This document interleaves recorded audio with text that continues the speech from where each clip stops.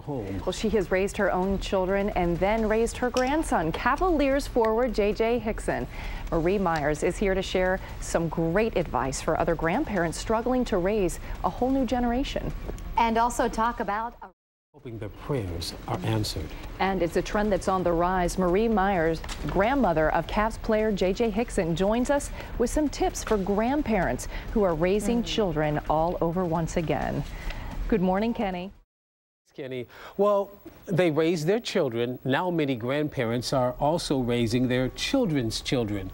Marie Myers is one of those grandmothers. As a matter of fact, she raised her grandson, Cavs forward J.J. Hickson, and she's here this morning with advice for the more than 13,000 grandparents right here in Northeast Ohio who are raising their grandchildren. Welcome. Well, thank you for having me. Well, I'm just glad to see you. I always see you down at the Q. Yes, it's always a pleasure to see you. Always a pleasure. Let's talk about your situation specifically. Now, you had two daughters. Both of your daughters passed away. Tell me about that. Yes, well, the oldest passed away with an aneurysm, you know, and the youngest had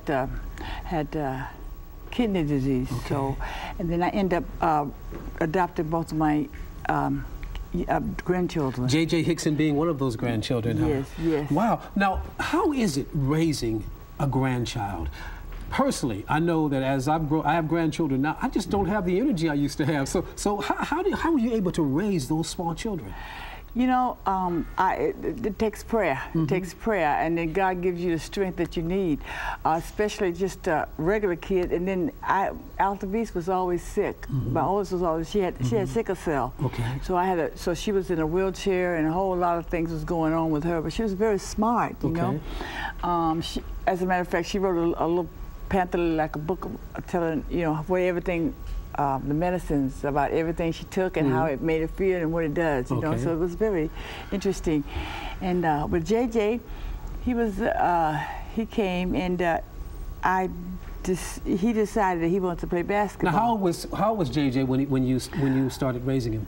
Well, he was actually 12, going into his 13th year. Okay, so those are the hard years too, when you're teenage years. How did you tell me some stories about you and JJ as far as your experience with him as a teenager?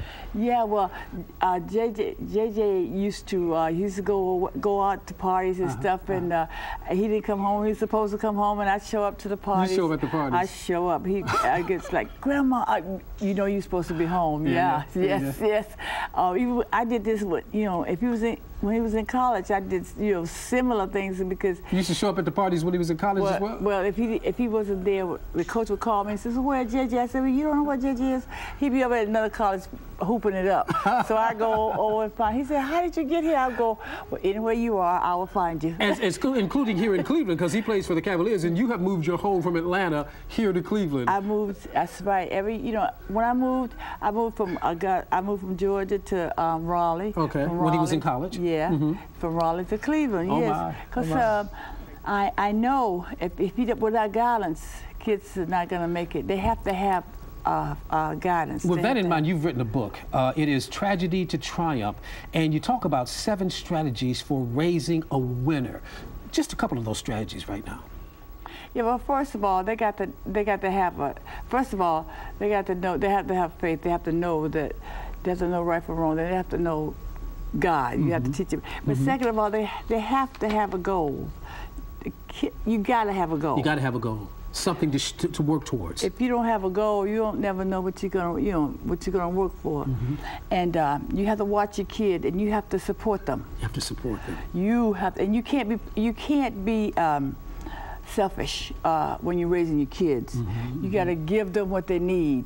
Sometimes, I go to work, I'll be so tired, but when they say I want to eat, you got to feed them. You got to feed them. Huh? Yes. It's not about you. It's not about you anymore. It's about the kids. It's about the kids. I know you're proud of JJ. I am. I am. You should be. I am. A nice young man and an excellent ball player. Thank you so much. Big things are ahead for him, especially next year. We're going to need him next year. Yes. Big time. Yes. Yes. Marie, thank you. Very much. Very much. Thank you for having me. Hopper, your hands are warm.